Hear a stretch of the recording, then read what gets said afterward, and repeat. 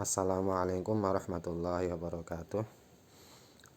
Melanjutkan mengenai metode istinbat hukum yang kedua, yaitu istinbat maknawiyah atau maqasidi, yang terdiri dari maqasidus syariah, ta'arud, dan tarjih. Metode istinbat hukum seperti pada pembahasan sebelumnya, bahwa istinbat dari segi bahasa itu artinya mengeluarkan, ya, atau istilah bahasa lainnya istikhrajul ma'i minal aini, mengeluarkan air dari dalam tanah.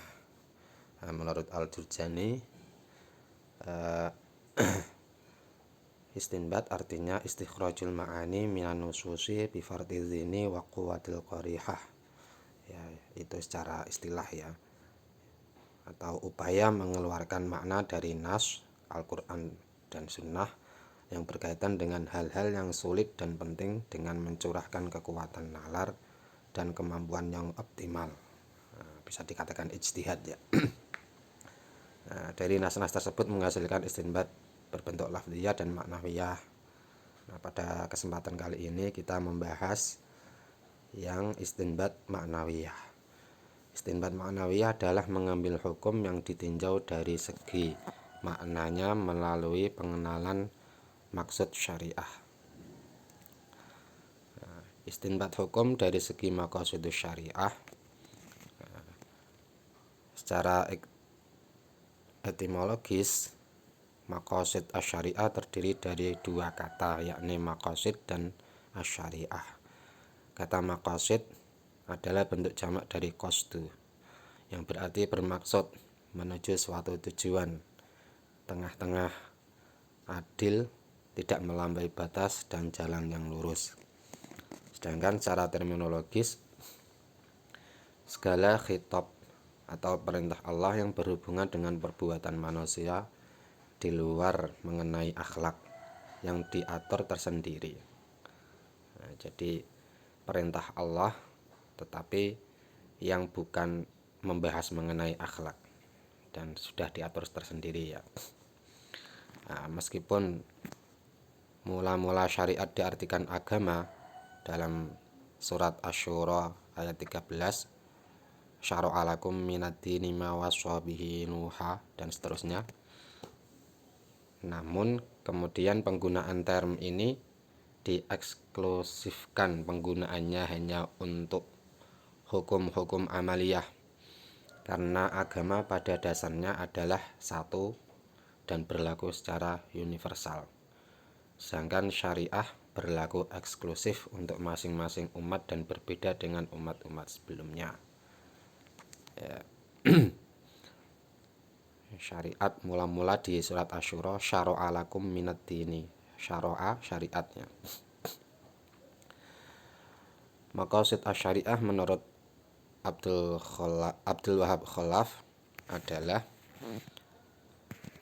hal yang sangat penting yang dapat dijadikan alat bantu untuk memahami redaksi Al-Quran dan Sunnah, menyelesaikan dalil-dalil yang bertentangan, dan yang sangat penting lagi adalah untuk menetapkan hukum terhadap kasus yang tidak tertampung oleh Al-Quran dan Sunnah secara kajian kebahasaan. Kalau masih bisa disentuh oleh kajian kebahasaan, maka termasuk kategori istinbat lafziyah. Tetapi jika tidak tertampung, kasus-kasus yang tidak tertampung oleh kajian kebahasaan, maka ulama menggunakan istinbat maknawiyah. Sebagai contoh tentang kasus diharamkannya minuman khamr, artinya, wahai orang-orang yang beriman, sesungguhnya minuman keras, berjudi, berkorban untuk berhala, mengundi nasib dengan anak panah adalah perbuatan keji dan termasuk perbuatan setan. Ya ayyuhalladzina amanu innamal khamru wal maisiru wal anshabu wal azlamu rijsum min amali syaitani fajtanibuhu la'allakum tuflihun. Itu di Al-Maidah, ya.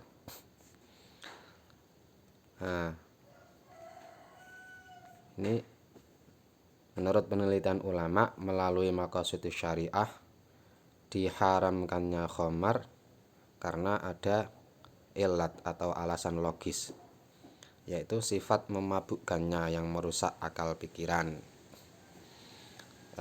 Mengenai tahrimul khamr atau pengharaman khamr ini, hukum tahrimul khamr ini kalau dalam kajian fikih tasyri' itu bersifat tadriji atau bertahap.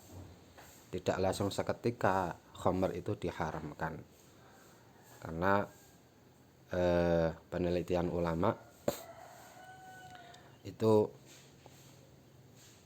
sebelum turun ayat yang mengharamkan Al-Qur'an, khamr itu masih diperbolehkan. Dulu para sahabat itu masih sahabat-sahabat awal ya, as-sabiqunal awwalun kan memang Islam itu memang pada awal dititik tekankan pada masalah tauhid. Jadi untuk syariat atau untuk fikihnya itu masih bertahap. Contohnya yaitu pengharaman khamr. Karena dulu masih sering ketika para sahabat itu sholat, itu masih dalam keadaan mabuk. Jadi ketika sholat mabuk, akhirnya bacaan yang dibaca itu ngelantur kemana-mana. Akhirnya turun ayat ya ayyuhalladzina amanu la taqrabus sholata wa antum sukara. Janganlah kamu melakukan sholat sedangkan kamu dalam keadaan sukaro atau mabuk. Setelah itu tahapan lagi jelas ayat mengenai haramnya khamr itu di ayat yas'alunaka 'anil khamri wal maisir. Itu pengharaman khamr itu tadriji dia. Karena memang disesuaikan ya. Tidak bisa langsung diterapkan. Nah, dari sini dapat dikembangkan dengan metode analogi ya atau kias. Bahwa setiap yang sifatnya memabukkan adalah juga haram. Dengan demikian ilat hukum dalam suatu ayat atau hadis bila diketahui maka terhadapnya dapat dilakukan kias atau analogi. Artinya kias hanya bisa dilakukan bila mana ada ayat atau hadis yang secara khusus dapat dijadikan tempat mengkiaskannya atau al-maqis alaih. Nah ini karena khamr itu alasan logisnya atau ilatnya itu sifat memabukkan yang merusak akal pikiran. Jadi segala sesuatu yang mempunyai ilat yang sama maka hukumnya juga haram. Nah, ini kan melalui istinbat maknawiyah. Karena kalau disentuh dengan istinbat lafziyah tidak akan ketemu.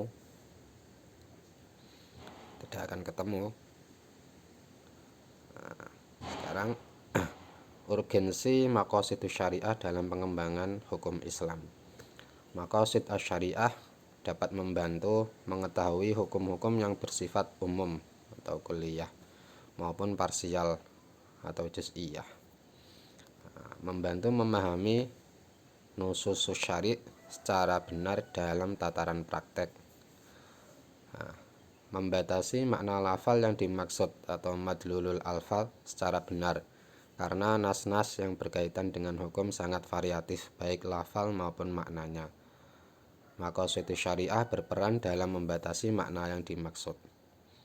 Ketika tidak terdapat dalil yang pasti dalam Al-Qur'an dan As-Sunnah untuk masalah-masalah baru, mujtahid merujuk kepada maqasid syariah dalam istinbat setelah mengkombinasikannya dengan qiyas, ijtihad, istihsan, dan lain-lain. Maqasid syariah membantu mujtahid untuk mentarjih sebuah hukum yang terkait dengan perbuatan manusia sehingga menghasilkan hukum yang akomodatif dan sesuai dengan kondisi masyarakat.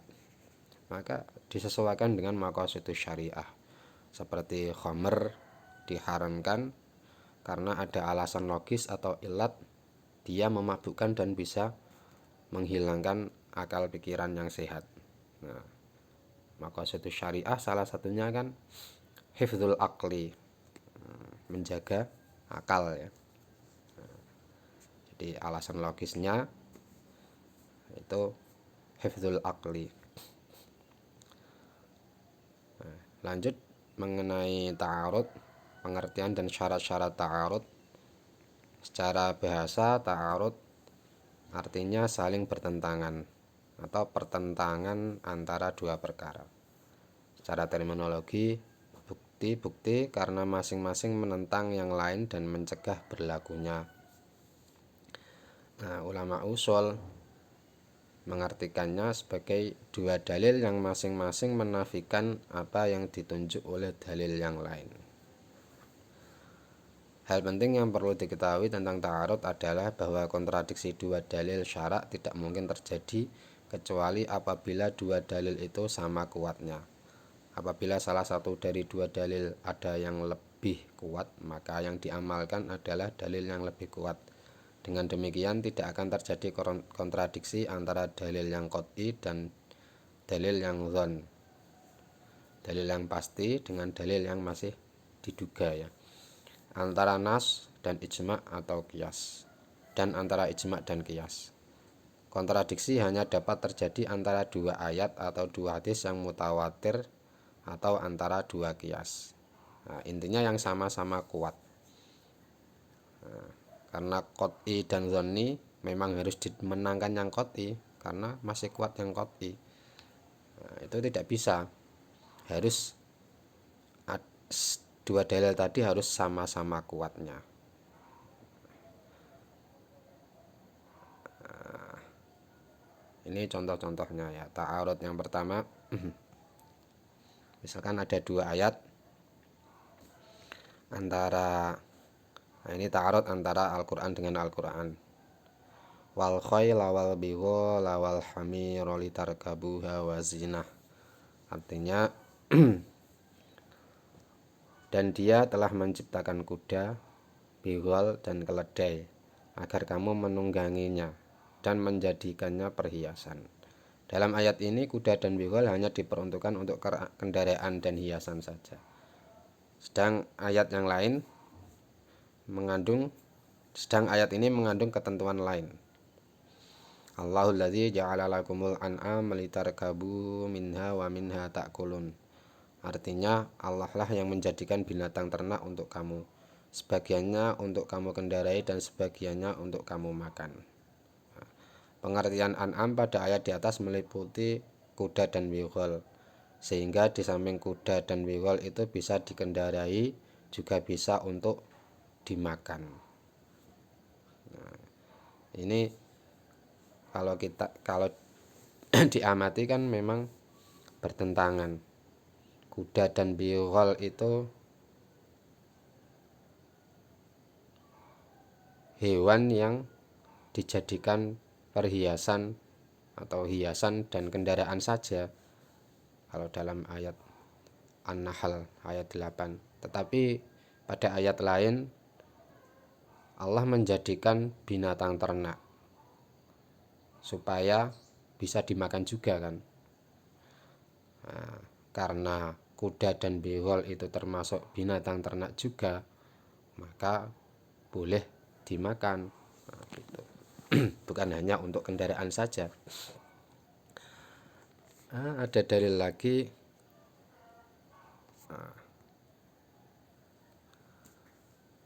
Walladzina yutawaffawna minkum mayadharuna azwajay yatarabbasna bi anfusihinna arba'ata asyhuri wa asyra.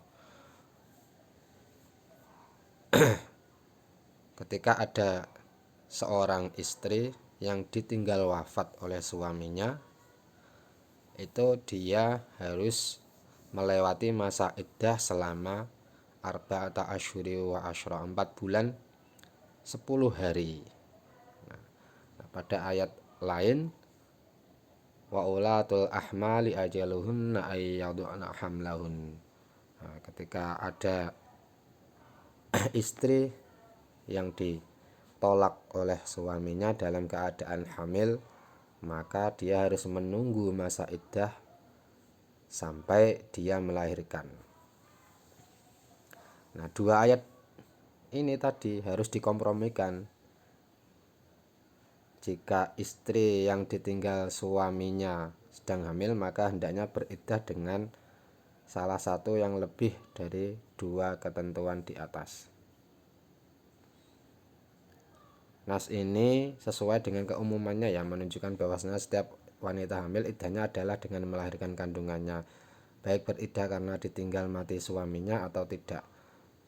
Wanita yang ditinggal mati oleh suaminya dalam keadaan hamil merupakan suatu kasus di mana nas yang pertama menghendaki bahwa iddahnya berakhir dengan masa tunggu 4 bulan 10 hari. Sedangkan nas yang kedua menghendaki iddahnya berakhir dengan melahirkan kandungannya. Jadi dua nas tersebut saling bertentangan pada kasus ini. Ada orang hamil ditolak oleh suaminya. Nah, dia kan harus menunggu masa iddah sampai melahirkan. Nah, ternyata dia juga ditinggal meninggal oleh suaminya. Itu iddahnya 4 bulan 10 hari atau sampai melahirkan. Harus dikompromikannya. Nah, seandainya ia melahirkan kandungannya sebelum 4 bulan 10 hari dari tanggal wafat suaminya, maka ia harus menanti sampai sempurna 4 bulan 10 hari. Apabila dalam 4 bulan 10 hari ia belum juga melahirkan, maka iddahnya sampai ia melahirkan. Ya kondisional ya.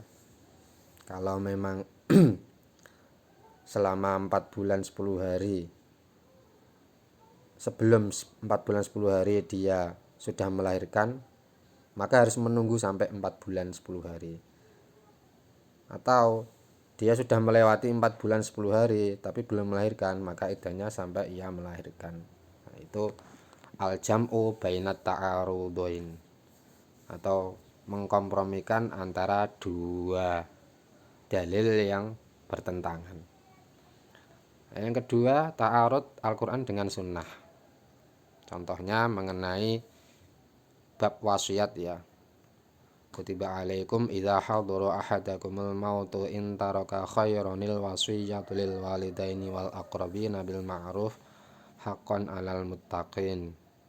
Artinya diwajibkan atas kamu apabila seorang di antara kamu kedatangan tanda-tanda maut, jika ia meninggalkan harta yang banyak, maka berwasiat untuk ibu, bapak, dan kerabatnya secara ma'ruf. Nah, itu ada ayat yang menjelaskan seperti itu. Nah, sebelum meninggal maka diwajibkan untuk berwasiat. Sedangkan di dalam hadis, innallaha qad a'ta likulli dzi haqqin haqqah fala wasiyata liwarithin. Sedangkan dalam hadis lain dikatakan bahwa fala wasiyata liwarithin, ahli waris itu tidak boleh mendapatkan wasiat.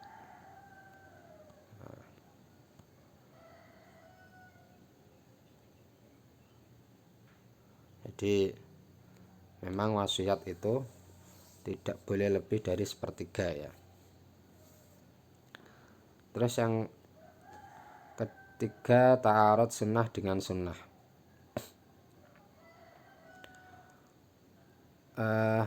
Contoh, la riba illa fin nasi'ah.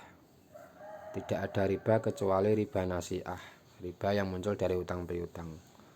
Hadis di atas menjelaskan bahwa riba hanya terdapat adalah riba nasi'ah. Sedangkan hadis lain, la tabi'ul burra bil burri illa masalan bimasalin. Artinya jangan kamu jual gandum dengan gandum kecuali dalam jumlah yang sama. Nah, dari dua hadis di atas tampak terlihat adanya pertentangan mengenai hukum riba. Hadis pertama menjelaskan bahwa riba hanya terdapat pada jual beli, Sedangkan hadis kedua melarang riba fadl kecuali menukar benda yang sejenis. Nah, jika dikompromikan kedua hadis di atas, maka dapat disimpulkan bahwa riba yang diharamkan ialah riba nasi'ah. Sedangkan riba fadl dibolehkan jika benda yang ditukar itu sejenis. Nah, sejenis gandum dengan gandum dan dengan jumlah yang sama.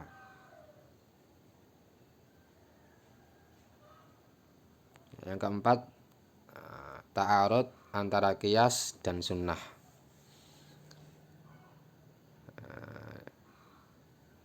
Ini dapat juga dikemukakan tentang ukuran akikah berdasarkan sunnah.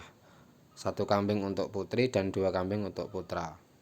Didasarkan pada hadis al-aqiqah haqqun 'alil ghulam syatani mukafa'atani wa 'alil jariyah syatun.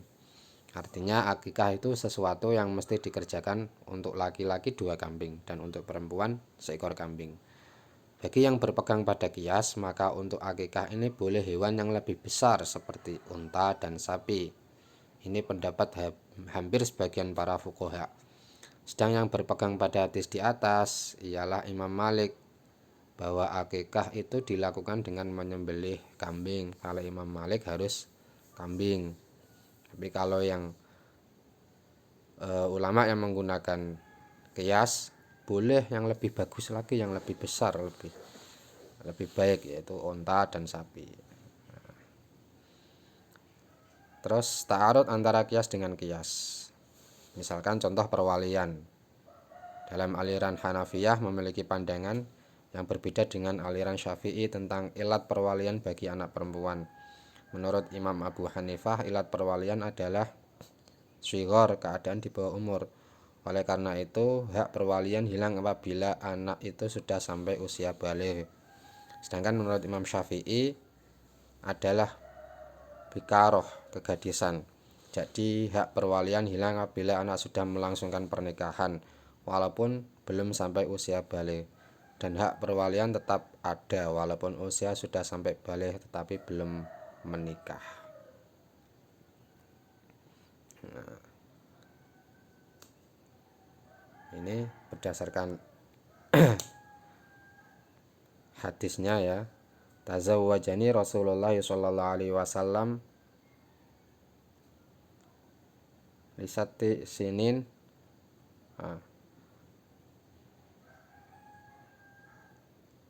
Artinya ini salah ketik ya. Rasulullah menikahi saya ketika saya berumur 6 tahun, lisiti sinin, dan mengumpuli ketika saya sebagai gadis, wabaniyani bi wa ana bintu tis'i sinin, dan mengumpuli ketika saya sebagai gadis yang telah berumur 9 tahun.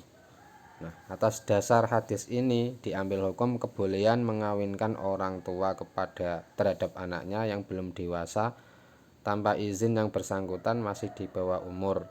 Nah, ini pendapat Hanafiyah. Kalau ulama Syafi'iyah menganggap karena kegadisannya. Dengan demikian kalau telah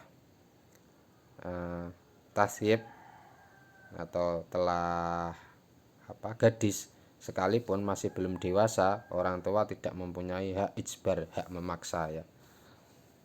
Nah, ini ada pertentangan antara qiyas dengan qiyas. Dikiaskan dengan Siti Aisyah ketika dinikahi oleh Nabi ya. Ta'arud itu mempunyai ketentuan-ketentuannya, tidak boleh sembarangan. Nah, ketentuan dalam ta'arudul adillah atau pertentangan antara dalil. Yang pertama, hukum kedua dalil tersebut saling bertentangan, seperti halal dengan haram, wajib dengan tidak wajib, menetapkan dengan meniadakan.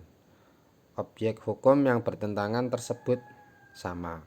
Kayak tadi misalkan kuda, bihol, itu kan objeknya sama-sama binatang ternak.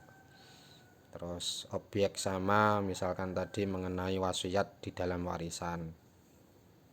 Nah, itu memang harus sama. Waktu berlakunya hukum tersebut sama. Hubungan kedua dalil yang saling bertentangan sama. Kedudukan tingkatan kedua dalil yang saling bertentangan tersebut sama, baik dari segi asalnya maupun petunjuk dalilnya.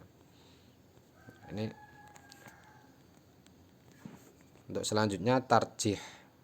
Tarjih sebagai cara penyelesaian ta'arudul adillah. Ketika ada dua dalil yang bertentangan, maka cara menyelesaikannya dengan tarjih. Tarjih secara bahasa adalah mengunggulkan sesuatu dengan lebih condong padanya dan memenangkannya. Menurut Ali Hasaballah, menambahkan kelebihan salah satu dari dua dalil yang sama dengan sesuatu yang menjadikannya lebih utama untuk dipertimbangkan daripada yang lain. Menurut Al-Baydawi, menguatkan salah satu dalil dari dua dalil untuk diamalkannya. Tarjih ini dipilih sebagai cara untuk melakukan pilihan di antara dua dalil atau lebih yang kontradiktif, baik yang secara lahiriah maupun yang hakiki. Setelah terlebih dahulu tidak mungkin untuk dilakukan kompromi al-jam'u wa taufiq antara keduanya. Syaukani dalam bukunya Irsyadul Fuhul ila Tahqiq minal ilmil usul memberikan pedoman kepada para mujtahid bila menemui dua dalil yang dianggap kontradiktif, yang eksekusinya dilakukan melalui pilihan tarjih, yaitu dengan syarat-syarat. Ada syarat-syaratnya ya. Yang pertama,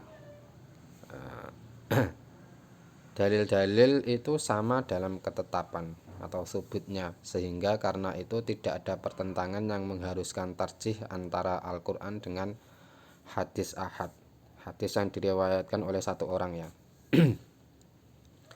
Dalil-dalil yang bertentangan itu sama-sama memiliki kekuatan dari sisi hukumnya, sama-sama kuat hukumnya. Terus yang ketiga, hukum permasalahan harus sama serta bersamaan pula waktu, objek, dan seginya. Oleh karena itu tidak bisa dianggap ada pertentangan sehingga harus dilakukan tarjih.